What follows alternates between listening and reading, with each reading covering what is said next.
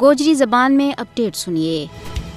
مسئلہ کشمیر کے اوپر اقوام متحدہ کی قرارداد گواہ ہے کہ یہ ایک بین الاقوامی سطح کے اوپر تسلیم کیے ہوئے حل طلب تنازع ہے۔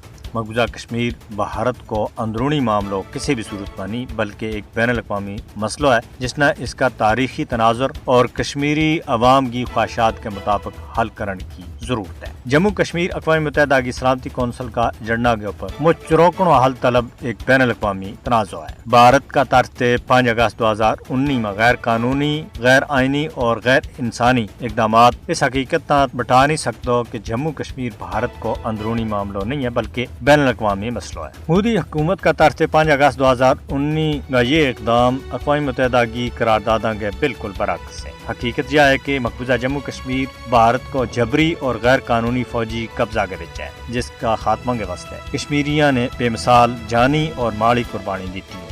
بھارت کا تسلط پسندانہ عزائم اور ذہنیت اس نہ یوں قبول کرن دے روک رہی ہے کہ جموں کشمیر ایک متنازع علاقہ ہے۔ مقبوضہ جموں کشمیر کے اوپر بھارت کو ناجائز اور غاصبانہ قبضہ اس دور کی استعماریت کی بدترین مثال ہے۔